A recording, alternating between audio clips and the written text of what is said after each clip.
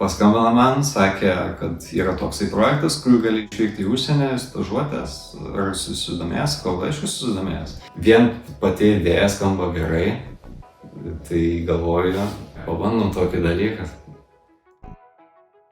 Atlikau Madeiroje praktiką Madeiros universitete. Dirbom su Mėlyje Mišlynu. Nebuvo lengva, nes teko daug išmokti ir taip pat kalbos barjeras buvo. Bet dirbau savo labai įdomioje sferoje, nes dirbom su vėžiniais tyrimais. Ir šiai dienai tik grįžusi gavau darbo pasiūlymą. Dirbu skystų probiotikų įmonėje ir esu laboratorinių tyrimų vadovė.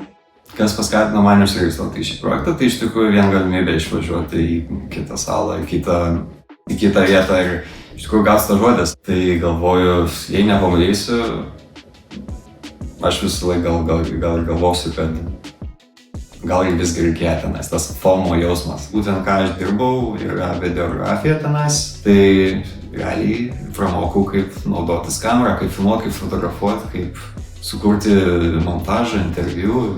Tai grįžęs į Lietuvą ir su tais įgūdžiais išmoktais mokinau kitus žmonės Lietuvoje, kaip dirbti su fotoaparatu.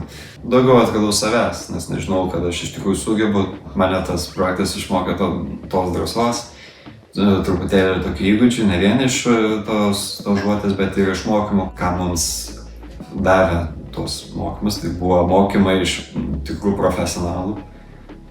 Tai vien to žinios padėjo man daugiau gaudytis, drastiškai pasakyčiau, nebijot. Iš tikrųjų nebijot, nes ta prasme, ką tu turi prarast. Man tikrai patiko, man atrodo, tikrai patiks ir jums.